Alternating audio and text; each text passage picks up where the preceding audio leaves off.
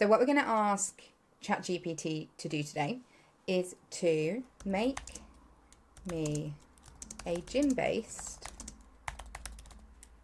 workout to lose weight. We're going to change it to 2 weeks. Make me a 2-week gym-based workout to lose weight. Remember, this version, I'm not logged in. It knows nothing about me. So this is what it would give you, I guess. So here's a 2-week gym-based workout plan designed to help you lose weight through a mix of strength training, cardio, high-intensity interval training. This plan can be repeated or modified as needed based on your progress and goals. So let's look at the key guidelines. So it's saying workout days, 5 days a week, so have 2 rest days. Goal is to maximize calorie burn, build lean muscle and improve metabolism. We've got a 5 to 10 minute warm up. We've got a 5 to 10 minute cool down. And it does mention diet as well, which I didn't ask it to do. So it says maintain a calorie deficit with high protein, moderate carbs and healthy fat. So it's gone through the 7 days of the week. I can see it's asking us to do full body strength and cardio, HIIT and core, upper body strength and cardio, rest and light activity, lower body strength and cardio, full body circuit, HIIT style, rest and mobility on the Sunday or the final day, depending on when you were to start. Now it's broken them down into week 1 and 2 workout details. So let's see how it's done this. We've got day 1, day 2, day 3, 4, 5, 6, 7. So it's given us the same workouts to do across the 2 weeks, I think. ChatGPT right now knows nothing about me. It's not asked if I've got any injuries. It's not asked if I've got any health conditions. It's not asked the reason why I want to lose weight. So is it because the doctors told me? Is it because I'm morbidly obese? These are 2 kind of different reasons, even though the goal might be the same, which is to lose weight. So it doesn't really know enough about me in order to tell me what to do. It also doesn't know if I know what to do in terms of, do I know what a bench press is? Now I can tell you I know what one is now, but had I done this 3 years ago, I would have had to have Googled. ChatGPT here is assuming a lot of information that I should know or do know, when someone who's using ChatGPT in this way may not know. If you don't know how to do these things, well, guess what? That is how injuries happen, right? So this is why my new series is all about looking at AI and how people are going to be using it to improve their health, but actually where it falls down. It's not to say you can't use it, but you need to train it. And this is why having a professional who understands how the body moves, how different goals can be met, just a more general understanding will be useful for you. But anyway, let's have a look. Let's look at day 1, full body strength and cardio. So it's saying to do 3 sets of 10 to 12 reps. Yeah, I tell all beginners to go with that. It's easy to remember 3 by 10, quite straightforward. It also puts you in the hypertrophy range. So if you want to be growing muscle, that's where you want to be. It's not talking about progressive overload. So that's something that needs to be considered. But it is saying to do squats. So either barbell or dumbbell. Bench press or push-ups. Bent over rows with a barbell or a dumbbell. Dumbbell shoulder press and plank. And then it's saying cardio finisher. So it's saying treadmill, incline walk or light jog. Or do 10 rounds of 30 seconds with a skipping rope and 30 seconds rest. Day 2 is saying burpees, will make me want to be a bit sick. Kettlebell swings, jump squats, mountain climbers, battle ropes. That's quite a tough one. Saying 30 seconds on, 30 seconds off and repeat it 3 times. That would be 5 minute rounds. Then we've got core as well. So it's saying Russian twists. Yeah, I do those with my clients. Leg raises, I do those too. Bicycle crunches, okay, and then plank. Let's go back to the strength. So I'm more concerned about the strength really than the HIIT.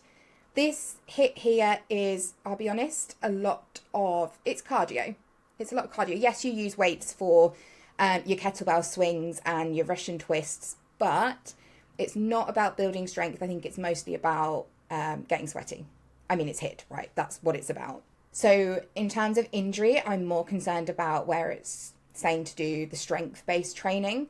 So pull-ups or lat pull-down, incline dumbbell bench press, barbell rows, overhead press, tricep push-down, bicep curls. And then it's saying cardio, row machine, or elliptical. Right, day 5, lower body strength, deadlifts, walking lunges, leg press, hamstring curls, calf raises, Stairmaster, tough, and HIIT. So treadmill sprints, 30-second run, 30-second walk. It's a 1-to-1 ratio. Okay, then day 6, full body circuit. This is HIIT style, and it is a little bit about strength as well. So you've got goblet squats, push-ups, dumbbell rows, jumping lunges, sit-ups, row or sprint, minimal rest between exercises, 2-minute rest between rounds. Well, the 2-minute rest is good. Minimal rest, define minimal.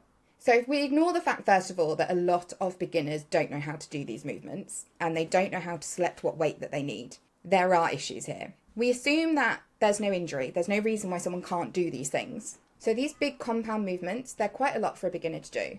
It doesn't say body weight. So for instance, squats. You can do those body weight. If you've never ever done squats and you are morbidly obese and you get this thing here that says you need to do squats with a barbell or a dumbbell, and you go and you Google and you look up how to do a barbell squat. First of all, you're not going to know whether it's a front squat, a back squat, high bar, whatever, all of that stuff. But say you chose one, you went with it.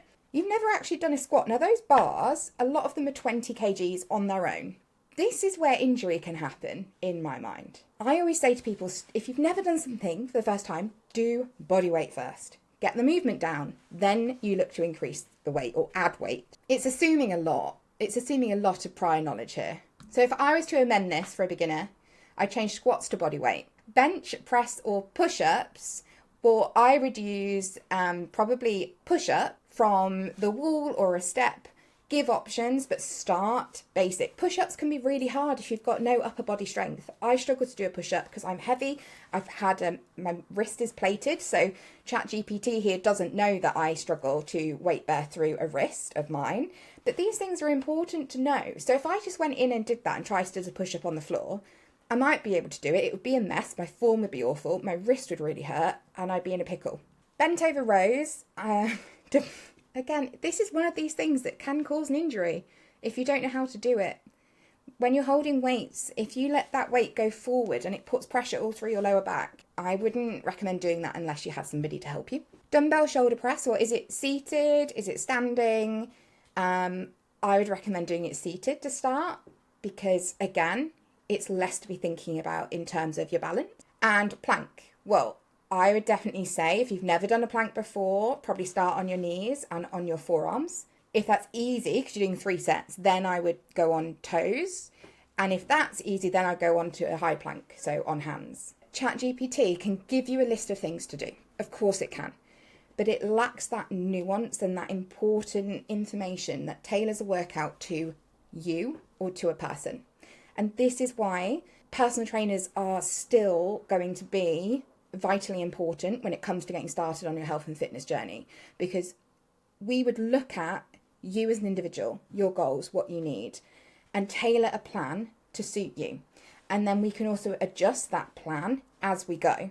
So whereas this is giving you a 2-week plan, it's not said how to progress it, how to regress it if it's too hard. It's basically not said anything. It's just told you some exercises to go and do. That's it. Let's have a little look now at the nutrition part. Okay, so it's saying eat 20 to 25% fewer calories than your maintenance level. Unless you know your maintenance level, that 20 to 25% means nothing. So you need to work that out. Aim for 1 gram of protein per pound of goal body weight. So I usually work in kilos. So that would be 2.2 grams of protein per kilo of body weight. I'm not against that. It's high for me, but I'm heavy, so that'd be a lot of protein. I'm also vegetarian, so I struggle there. So it's assuming that this would be easy. It's also assuming you know what you weigh. Now, some people don't know what they weigh. It's not considering that as a potential thing here. So it's saying avoid sugary drinks, fried foods, processed snacks. Yeah, that's all great advice. Not as easy as it sounds sometimes. Drink 3 to 4 litres of water daily. This is a lot of water. I think the more water you can drink, the better, but that is a lot. I aim for 2. I probably do need to drink more, but doubling that is a lot. I'd be sat on the toilet all day. It's not a bad thing to drink water, but I would build it up gradually over time. Track progress weekly. Weight, waist, photos. Doesn't really tell you what photos you need. I have a document for my clients that I send them so they can take their own photos for safekeeping. Waist. What's it mean, waist? I mean, I know it means measure your waist. You might not know that. A beginner might not know that. And so, yeah, again, it's not really giving you much here. To sum up, AI can be really useful. Of course it can. It can help us solve dilemmas. It can help us verbalize things that are stuck in our head. And I do use it all the time for various parts of my business. But what I never do is say, make me a 2-week workout for weight loss in the gym, because it doesn't know enough information. How can this artificial intelligence provide the best program for somebody where it doesn't know anything about them, their weight, their height, their age, their health, limitations, their mental health? Be careful when you're using ChatGPT or any AI-based models to program your workouts. I know it can feel like you're saving money, but in the long run, what you might find is it damages your body or damages your mentality or your mental health. Sometimes we can't put a price on that because that affects life in so many different ways. Now, I want to know, would you actually try this? Because I wouldn't do this workout plan. But hey, if you would, let me know in the comments, because maybe it's perfect for you, but is it perfect for your partner or is it perfect for your neighbour? And I think that's where we need a person to come in and make sure plans are appropriate. In 2 weeks' time, I'm going to ask AI to plan my meals. Remember that health and fitness is finding strength in who you are. And it's okay to be different. It's okay to take up space in the gym. It's okay to need to make adjustments to create sustainable fitness plans for you.